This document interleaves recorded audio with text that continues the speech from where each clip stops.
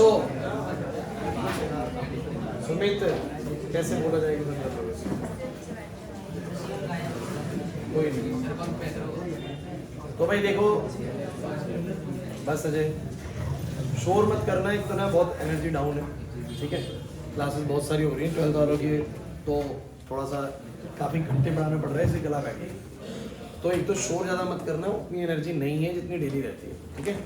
तो चुप रहोगे तो बहुत अच्छे तरीके से हो जाएगा, ज़्यादा हल्ला करोगे चीज़ें बढ़िया तरीके से नहीं हो पाएंगी, कम हो पाएंगी। हम कोशिश करेंगे पूरा कर लें आज, है ना, चैप्टर को, थोड़ा सा डिसिप्लिन में रहना। बाकी शुरू करते हैं। लास्ट क्लास मैंने आप लोगों को एटॉमिक मास मोलर मास में फ़र्क समझाया था। एटॉमिक मास क्या होता है? एक एटम जो कि यू में दिए होते हैं। यू बहुत कम वैल्यू होती है एटॉमिक मास की यूनिट है, जैसे मास की ग्राम होती है, केजी होती है, वैसे यू भी होती है, यू बहुत छोटी यूनिट है। और मोलर मास क्या होता है? एक मोल चीज़ों का मास ना, इसलिए बोलते हैं उसको मोलर मास। तो ये समझ में आएगा, आपको आ गया था अच्छे से। मोल कॉन्सेप्ट के 3 फॉर्मूले आप लोगों को समझ में आए थे। अगर कोई आपको किसी सब्सटेंस का मास दे, चाहे उसका वॉल्यूम दे, चाहे उसके नंबर ऑफ पार्टिकल्स दे, मैं उसके क्या निकाल लूँगा? नंबर ऑफ मोल्स निकाल लूँगा। क्या लगता है ऐसा सही है? बिल्कुल ठीक है सर, निकल जाएगा। उसके बाद अगर मैं एम्पिरिकल मॉलिक्यूलर फॉर्मूले की बात करूँ तो ये क्वेश्चन बड़े इजी होते हैं। आपको पता है इनमें क्या करता है? क्वेश्चन में आपको अलग अलग एलिमेंट्स की परसेंटेज दे देता है। उन परसेंटेज के जरिए आप लोग क्या कर लेते हो? पहले नंबर ऑफ मोल्स निकाल लेते हो, फिर उन नंबर ऑफ मोल्स का क्या कर लेते हो? सिंपलेस्ट रेशियो निकाल लेते हो, और वो उसका एम्पिरिकल बना लेता है। उसके बाद एन निकाल के आप लोग मॉलिक्यूलर फॉर्मूला बना लेते हो। तो लास्ट क्लास अगर आपने अटेंड करी है तो ये मोटे मोटे तौर पर हमारे 3 से 4 टॉपिक हुए थे, ये रहे वो टॉपिक्स, ठीक है। आज मैं स्टीशियोमेट्री, लिमिटिंग, मोलैरिटी करा के आपको बैक से कुछ क्वेश्चंस कराऊंगा जो कि बहुत ज़्यादा ज़रूरी हैं, एग्जाम में आते ही आते हैं, ठीक है, वो वाले क्वेश्चंस कराऊंगा। चलो आते हैं फटाफट से। तो जो अगला टॉपिक हम लोगों को करना है स्टीशियोमेट्री, सुन लो।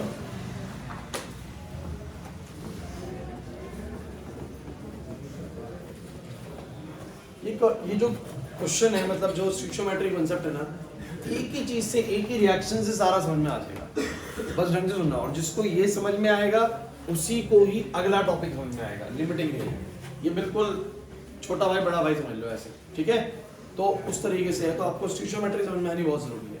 तो मान लीजिए कि मेरे पास एक रिएक्शन है C+O2 give rise to CO2। ऐसी कोई भी रिएक्शन हो सकती है, वो रिएक्शन आपको क्वेश्चन में गिवन देंगे, कोई भी रिएक्शन दे सकते हैं, ठीक है।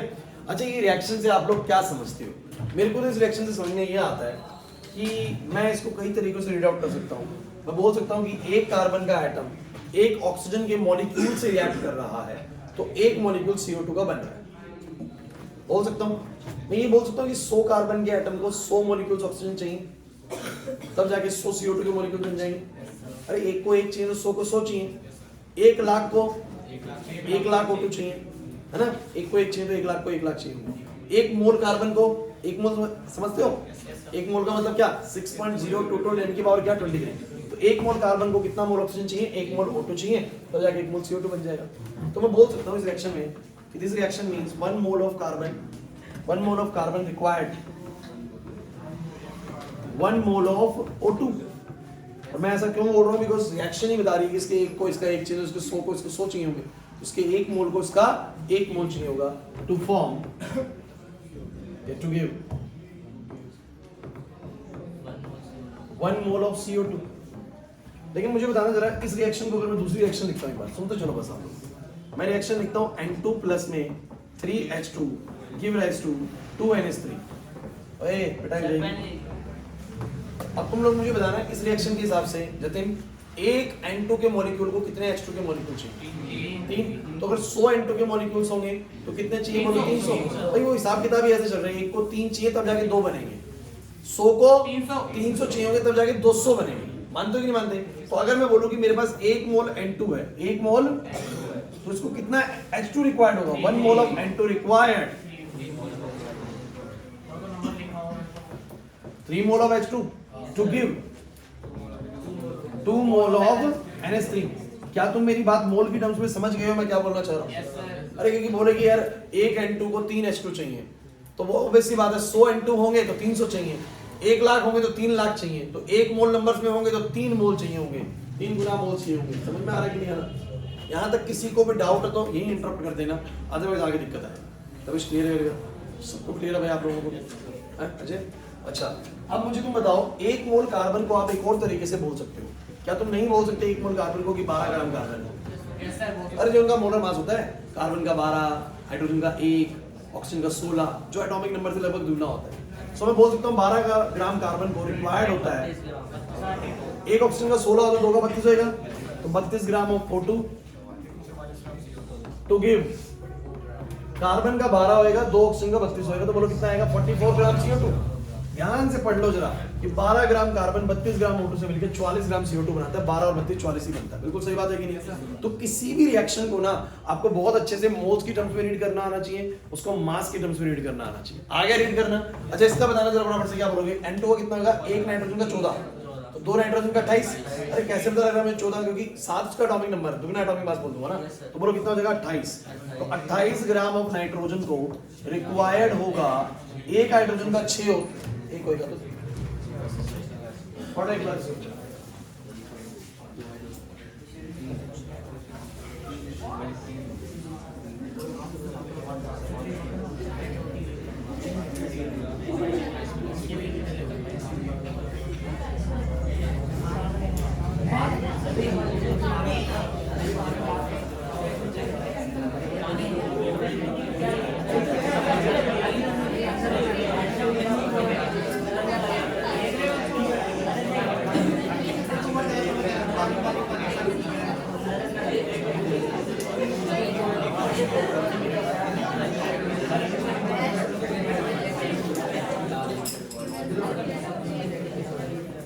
क्लास बोर्ड पे। तो बहुत ही सिंपल सी चीज मैंने बताई है। विशेष गेट बंद कर लो, बहुत ही दिख ही नहीं रहा तुम लोग, पढ़ता भी नहीं। एक बार अच्छे से इस बात को एनालाइज कर लो, उसके बाद मैं तुम्हें दिखाता हूं कि स्टीरियोमेट्री और लिमिटिंग रिएजेंट के टॉपिक में कोई दम ही नहीं है। ठीक है, तो भाई बात बड़ी सिंपल सी है। मेरे पास कोई रिएक्शन है, carbon plus O2 give rise to CO2। Simple, जो आपने मासेस पढ़े हैं आज तक वैसे ही काम करना है। 12 ग्राम कार्बन का पड़ा है, एटॉमिक नंबर जितना होता है उसका दुगना मास होता है उसका। तो मैं बोल सकता हूं इस रिएक्शन को कि 12 ग्राम कार्बन रिएक्ट कर रहा है, 1 ऑक्सीजन का 16 होता है, 2 का 32 होगा, 32 ग्राम ऑक्सीजन से, तब जाके अब कार्बन का 12, 2 ऑक्सीजन का 32, तो 32 और 12 कितना होगा? 44। तो सीधा बोल सकता हूँ 12 gram carbon required, 32 gram of oxygen to give 44 gram CO2।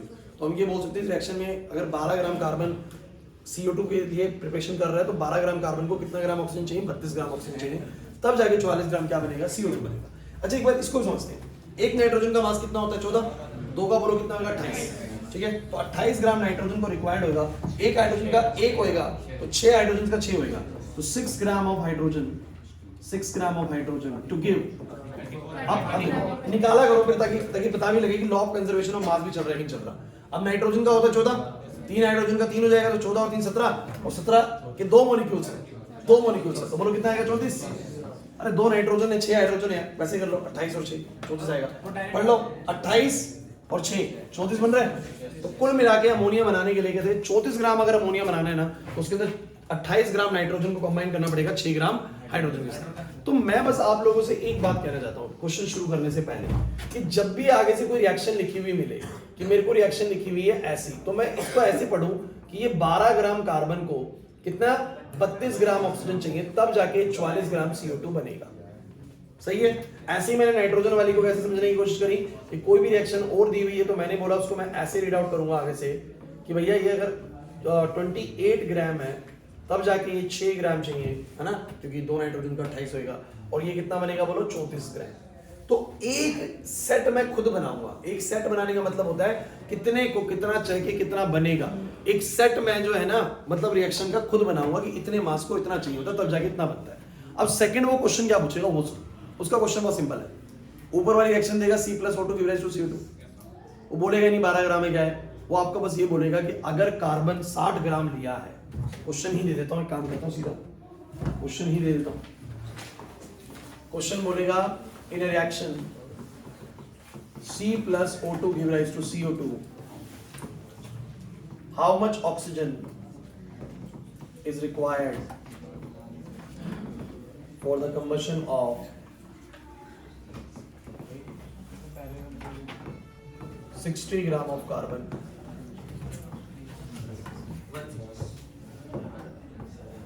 and also determine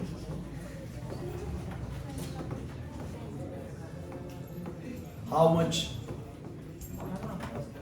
CO2 is produced. उसने बोला कि बताओ अगर 60 ग्राम कार्बन को जलाते हैं तो कितना ऑक्सीजन चाहिए होगा, क्योंकि किसी भी चीज को जलाना है तो ऑक्सीजन चाहिए, रिएक्शन भी बोल रही है कार्बन को ऑक्सीजन चाहिए जलने के लिए, और कितना CO2 बनेगा. तो मैंने कहा भाई मेरी बात समझो, इस बात को समझो. आपको जब भी ऐसा कोई क्वेश्चन आए तो आप लोग सबसे पहले रिएक्शन का एक सेट खुद बनाएंगे. एक सेट बनाने का मतलब आप हिसाब किताब लगाएंगे. 12 ग्राम होता है तो ये कितना चाहिए होता है, बोलो 32 ग्राम. ये मैंने बता रखा आपको कैसे करना है. और ये बोलो कितना बनता है, बोलो. ये हमें खुद पता है सारा हिसाब किताब. अब सवाल को पढ़ूंगा मैं. अब सवाल क्या है, सवाल कह रहा है कि ये 12 ग्राम नहीं है भाई, ये 60 ग्राम है. तो बताओ ये कितना चाहिए और ये कितना बनेगा. सिंपल है. तो भैया ये बिल्कुल यूनिटरी है. जैसे कि आप लोगों को दुकानदार बोलते हैं कि भैया एक पेन 5 रुपए का है तो 10 पेन 50 रुपए के हिसाब लगा ही सकता हूं मैं. तो मैं वही लगाऊंगा हिसाब किताब. तो मैं ये कहूंगा कि अगर 12 ग्राम को, मैं ऐसे बोलूंगा 12 ग्राम कार्बन को रिक्वायर्ड होता है 32 ग्राम O2, तो मुझे बताओ 60 ग्राम को कितना रिक्वायर्ड होगा. तो ऐसे करा करो, देखो ऐसे करा करो इसको. 60 इंटू 32 डिवाइड बाय 12. किसी को लगता होगी ऐसे ही क्यों करना है, तो एक हल्का सा एग्जांपल सुन लो. सोचो 5 पेन 35 रुपए के हैं. अच्छा एक पेन कितने रुपए का हुआ, 7 रुपए का. अरे 5 पेन 35 रुपए की तो आता है ना, एक पेन 7 रुपए का. तो 8 पेन की कीमत कितनी होगी, 8 से 56. थोड़ा जानबूझ के ऐसी वैल्यूज नहीं है. 5 पेन 35 रुपए के हैं तो एक पेन की कीमत 7 रुपए हुई, तो 8 पेन की कितनी होगी, 56. मैं कह रहा हूं सीधा करो. 5 पेन 35 रुपए के तो 8 पेन कितने के, तो सीधा करा करो. This into this, this into this divide by this. बोलो कितना आ जाएगा, सब के 7 आएगा, 8 से 56 आएगा. बोलो आ गया कि नहीं आ गया. मतलब मेरा कहने का मतलब मैं वो एक स्टेप बचाना चाह रहा हूं जिसमें वो कैलकुलेट करते हैं कि एक पेन कितने रुपए का है ना. तो सीधा बोलेंगे 12 ग्राम को चाहिए 32. ये कैसे पता लगा सर, ये तो हमने सीखा हुआ है एटॉमिक मासेस क्या होता है सबके. तो 12 ग्राम को 32 चाहिए, तो 60 को कितना चाहिए, 60 इंटू 32 बाय 12. कितने में कटेगा, 5 पे. तो 5 पे करो तो 160 ग्राम ऑफ ऑक्सीजन चाहिए. और लगता भी है 12 को 32 चाहिए तो 60 को थोड़ा ज्यादा ही चाहिए हो, तो 60 को चाहिए 160 ग्राम. क्लियर हुआ, क्लियर हुआ. बिल्कुल भी लाइटली मत लीजिए. बेसिक क्वेश्चन से ही आपको मुश्किल क्वेश्चंस करने का आइडिया निकल के आता है. ठीक है ना, इसलिए इनको अच्छे समझा करिए. उसके बाद बोल रहे हैं कि बताओ जरा कितना CO2 बनेगा. तो यार बता 12 से कितना बनता है, 44. तो बोलूंगा 12 ग्राम ऑफ कार्बन प्रोड्यूस करता है 44 ग्राम CO2. तो मुझे बताओ 60 ग्राम ऑफ कार्बन कितना प्रोड्यूस कर जाएगा. तो 60 इंटू 44 बाय में 12 से 5 पे कटेगा, 5 पे काट लीजिए, 220 ग्राम ऑफ CO2. क्या मेरी बात समझ में नहीं आ रही. सिंपल है, यही स्टीशियोमेट्री है और कुछ नहीं है. स्टीशियोमेट्री यही है. चलो एक करके दिखा दो जल्दी से, मुझे जल्दी से करके दिखा दो. एक रिएक्शन है N2 प्लस में 3H2 give rise to 2NH3. बात ही नहीं भाई. क्वेश्चन ये है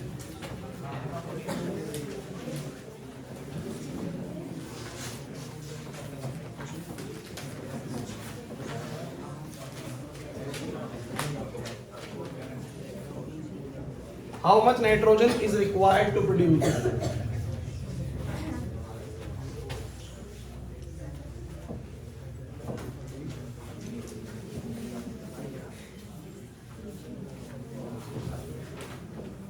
136 ग्राम ऑफ अमोनिया. क्वेश्चन ये बोल दिया मैंने, सुन लो.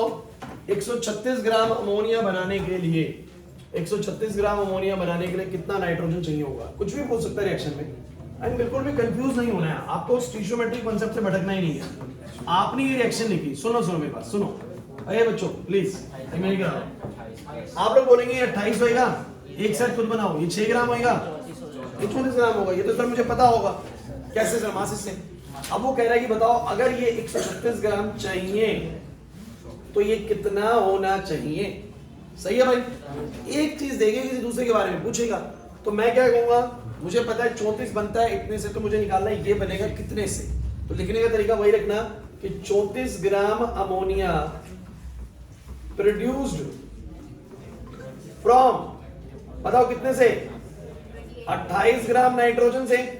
अरे जो निकालना उसको राइट में रखो ना, क्योंकि आंसर राइट में आएगा। तो मैंने कहा 34 बनता है 28 से, 34 बनता है 28 से, तो 136 कितने से बनेगा? 136 कितने से बनेगा? अमोनिया के नीचे अमोनिया बना, नाइट्रोजन वाला आंसर आ जाएगा।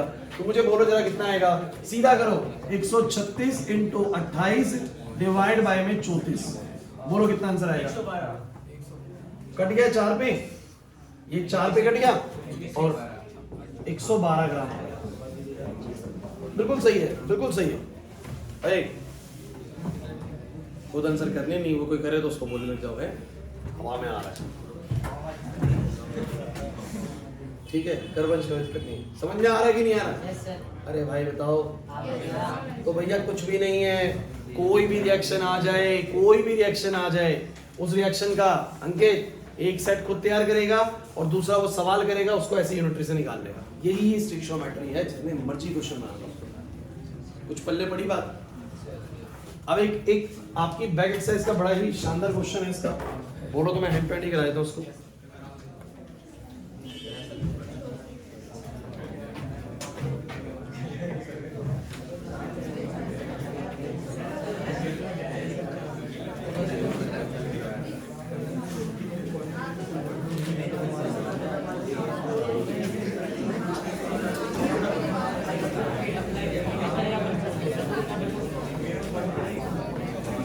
यार बातें करने के लिए नहीं कहा भाई।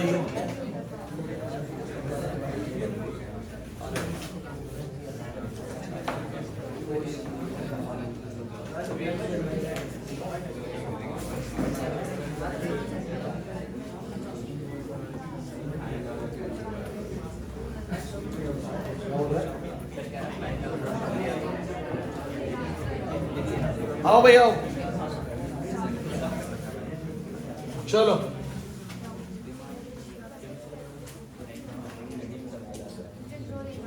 so we have a last question from the stoichiometry concept। और ये बहुत आता है भाई, बहुत आता है ये क्वेश्चन बहुत आता है। मैंने ना जो आपको पीडीएफ भेजी है इंपॉर्टेंट टॉपिक्स की, उसमें 4 क्वेश्चंस मैंने बोल्ड कर रखे हैं, लास्ट के 4 क्वेश्चंस, और मैं आपको बता रहा हूँ 4 क्वेश्चंस में से किसी एक क्वेश्चन के आने के चांसेस बहुत आए हैं। तो मेरी बात सुनो, चारों कराऊंगा आज, चुपचाप से बोर्ड पे देख लो। अब 36वें क्वेश्चन में उसने एक रिएक्शन दी है, 4 HCl प्लस में MnO2 बराबर में 2H2O प्लस में MnCl2 प्लस में Cl2, और उसने बोला कितने ग्राम HCl रिएक्ट करे 5 ग्राम मैग्नीज डाइऑक्साइड से। मतलब अगर ये 5 ग्राम हो तो ये कितना चाहिए। अब इस क्वेश्चन में बस एक ही हर्डल है आपके सामने। क्या आप कहेंगे सर जैसे हाइड्रोजन का मुझे मास पता होता 1 है, कार्बन का 12 है, ऑक्सीजन का 16 है, मुझे पता है, इनका तो मुझे पता नहीं है। देखिए जब भी ये क्वेश्चन पेपर में आएगा, तो एनसीईआरटी से नहीं देती है, बट जब भी ये क्वेश्चन पेपर में आएगा वो आपको क्वेश्चन के अंदर ही, मैं लिख देता हूं पहले क्वेश्चन किस तरीके का आएगा। तो जब ये क्वेश्चन आएगा तो वो आपको क्वेश्चन के अंदर लिख के देगा इन सबके मोलर मासेस या इन सबके एटॉमिक मासेस। तो क्या लिख के देगा, मोलर मास ऑफ हाइड्रोजन ऐसे लिख के देगा 1, molar mass of chlorine 35.5, molar mass of manganese 55, ठीक है, बस यही। और ये ऑक्सीजन बोलो कितना, 16। मेरी बात समझ लीजिए, पेपर के अंदर ये वैल्यूज मिलती हैं।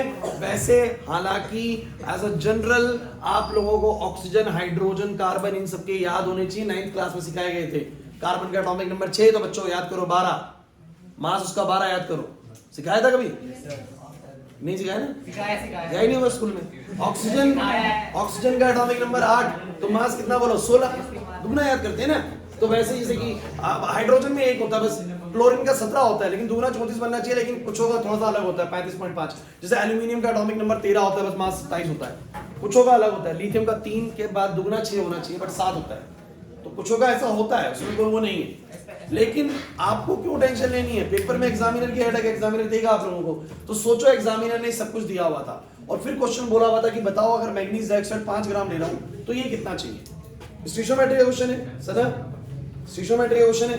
ये 5 ग्राम लो तो ये कितना चाहिए, बताओ कैसे करोगे आप। सबसे पहले सभी बच्चे बोलो क्या करोगे, इस रिएक्शन का एक सेट खुद तैयार करोगे। वो सेट क्या बोल रहा हूं मैं आप लोगों को बार बार, सर आप रिएक्शन में खुद बनाओगे कि इसकी कितना है, ये कितना चाहिए होगा। चलो बोलो सब बच्चे, क्लोरीन का मास 35.5, हाइड्रोजन का 1 35.5 और 1 36.5, 36.5 को 4 से गुना करो, कर फंस गए 36 गुना 4 करेंगे तो 44 आएगा, 0.5 46 आएगा, 146 ग्राम आएगा। करके देखो, ठीक है। मैग्नीज 55, 2 ऑक्सीजन 32, तो 87 ग्राम। वैसे तो मुझे आगे कुछ करने की जरूरत नहीं है क्योंकि मुझे यही से आइडिया लग जाएगा, लेकिन फिर भी कर लो। H2O बोलो, एक H2O होगा 18, 2 का 36, 35.5 35.5 71 हो गया, 71 और 55 कर दूंगा 126, 2 क्लोरीन का 71। कभी भी ना डाउट नहीं होना चाहिए, दोनों का सम मिला के उन तीनों के सम के बराबर होना चाहिए, बिकॉज मास रिएक्शन के दौरान कंजर्व रहता है, मास कहीं खत्म नहीं होता। क्लियर है? अब मेरी बात सुनो, क्वेश्चन तो ये बन गया। अब उसने क्या पूछा था, उसने बोलता कि अगर ये 5 ग्राम हो तो ये कितना होगा। मैं कह रहा हूँ स्टीशियोमेट्री सिखाने के बाद अगर अब भी ये क्वेश्चन नहीं, फिर आपने समझा ही नहीं स्टीशियोमेट्री। सिंपल सी बात है यार, कह रहा है कि 5 ग्राम मैग्नीज डाइऑक्साइड को कितना ये चाहिए होगा रिएक्शन करने के लिए, तो साफ तो पता है कि 87 ग्राम मैग्नीज डाइऑक्साइड को कितना रिक्वायर्ड था, 146 ग्राम ऑफ HCl। तो मुझे बताओ जरा 5 ग्राम ऑफ मैग्नीज डाइऑक्साइड को क्या रिक्वायर्ड होगा। तो बोलेंगे देखो जो निकालना होता है वो राइट में लिखो ना, तो बोलो क्या आएगा, 5 गुना में 146 डिवाइड बाय में 87 कर लो, 8.39 आएगा इसका, 8.39 ग्राम ऑफ HCl आएगा। और लॉजिकली देखो ना यार, 87 को 146 चाहिए था, दुगने थोड़ा कम, तो इसको भी 5 का दुगने थोड़ा कम ही चाहिए होगा। समझ रहे हो, 8.39 कम को कम ही चाहिए होगा, ज्यादा बजा चाहिए होगा। क्लियर नहीं है क्या होगा? स्टीशियोमेट्री डन। करूंगा अगले टॉपिक पे। चलो next topic is limiting reagent. चलो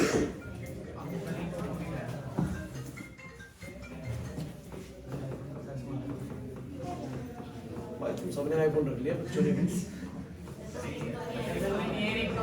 अच्छा एवंश ऐसे कर रखा है। चलो इधर देखो, कोई नहीं, अभी रिंगटोन रखो, कुछ टाइम बाद फोन भी आता है।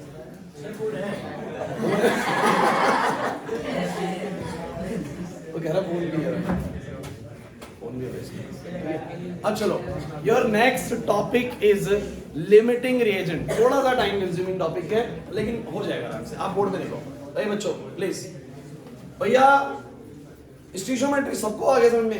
आपने देखो लिमिटिंग रिएजेंट दिया है। मान लो एक रिएक्शन हो रही है A प्लस में B give rise to 2C। मैंने पहले भी एग्जांपल लिया होगा, A plus B give rise to 2C। जल्दी से समझना। मान लो कि कोई बोले कि A ना 5 मोल है, तुम्हारे पास लिया 5 मोल है समय 0 पर, मतलब रिएक्शन जब शुरू हुई तो A हमने 5 मोल लिया और B जो है हमने 3 मोल लिया। और शुरू में तो आपको पता है C तो कुछ बनेगा ही, मेरी बात को समझना, C तो कुछ बनेगा ही ना स्टार्टिंग में। अब मेरी पूरी बात समझो, स्टार्टिंग में इसको तुमने 5 मोल लिया, इसको 3 मोल लिया और C स्टार्टिंग में आपको पता है कुछ बनेगा नहीं, रिएक्शन होगी तभी बनेगा। अब उसका क्वेश्चन क्या आता है, बताइए रिएक्शन करते करते कौन सा रिएक्टेंट ऐसा है जो जल्दी खत्म हो जाएगा या फिर कम पड़ जाएगा। मतलब लिमिटिंग रिएजेंट एक ऐसा रिएजेंट होता है जब हम रिएक्शन करा रहे होते हैं रिएक्टेंट्स के बीच में, तो हो सकता है कि देखो रिएक्शन तो तभी होगी जब A और B दोनों मिलेंगे तभी होगी। अब हो सकता है A और B मिल रहे हैं और उनमें से कोई एक रिएक्टेंट बोलो क्या हो जाए, खत्म हो जाए। नहीं तो कोई नहीं, फोन तो बजने दो। तो मेरी बात को समझने की कोशिश करें, जब दो रिएक्टेंट रिएक्ट कर रहे होते हैं तो हो सकता है कि रिएक्शन करते करते कोई एक रिएक्टेंट जो है रिएक्शन में जल्दी खत्म हो गया और उसकी वजह से रिएक्शन लिमिट में रुक गई। अब रिएक्शन आगे नहीं हो पा रही क्योंकि खत्म हो गया। जैसे घर पे चाय बना रहे हो तो चाय में भी रिएक्शन ही है, चाय पत्ती चीनी दूध सब कुछ डलता है। मान लीजिए कि चाय बनाए जा रहे हो, घर में बहुत सारे मेहमान आ रखे हैं और दूध खत्म हो गया।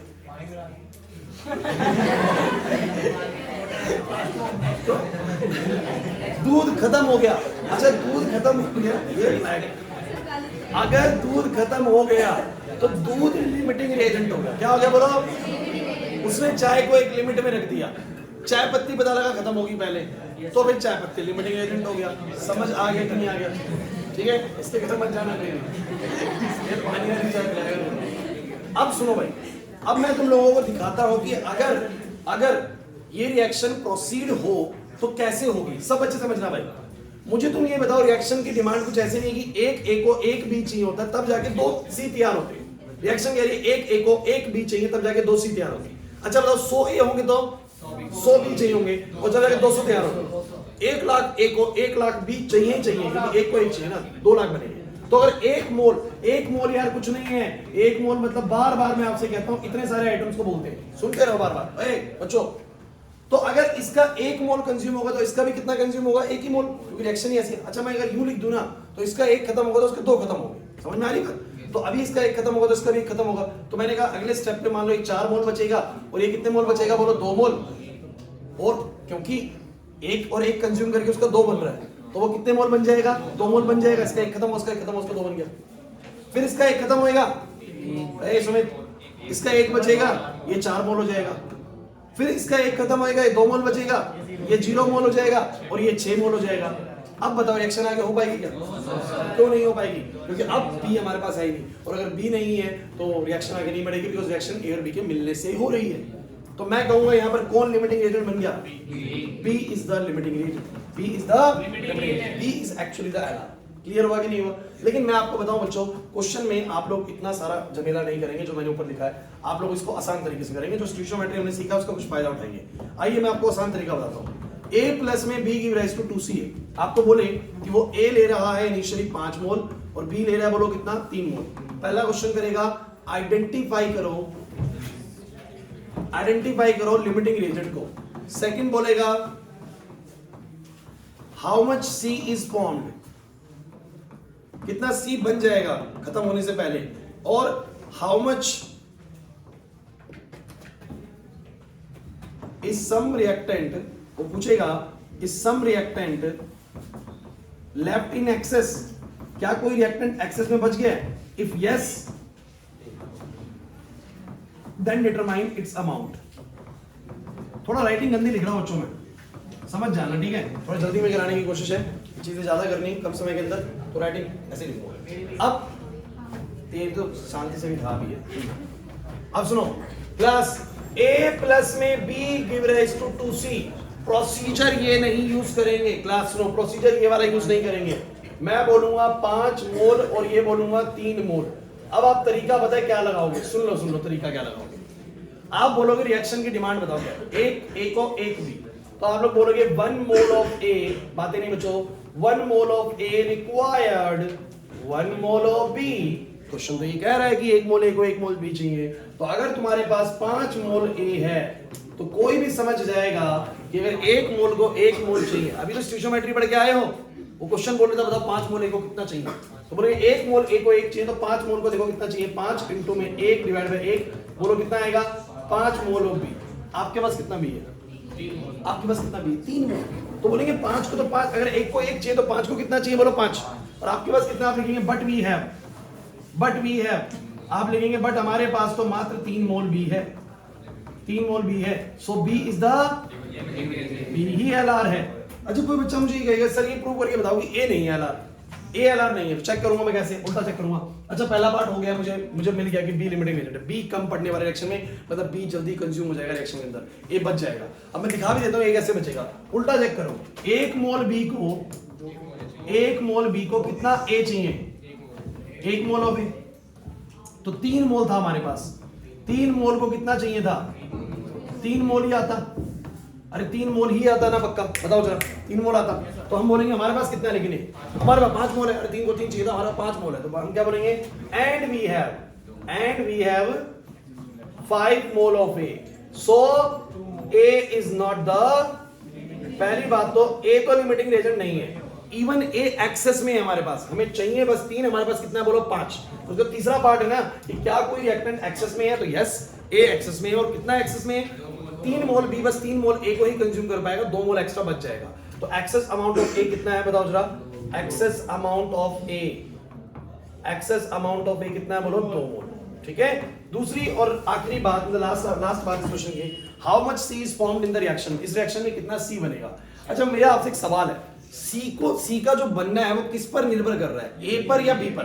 मतलब जो खत्म हो जा रहा है उस पर, या जो एक्स्ट्रा बच जा रहा है उसके ऊपर? जो खत्म हो जा रहा है, एक्चुअली में कितनी चाय बनेगी इस बात पर निर्भर करेगा, दूध कितना बचा होगा इसके अंदर ना, क्योंकि अगर दूध लिमिटिंग रिएजेंट है, दूध ही कम पड़ने वाला है, तो दूध ही डिसाइड करेगा कितनी बनेगी, चाय पत्ती तो पड़ी रहेगी एक्स्ट्रा वाली।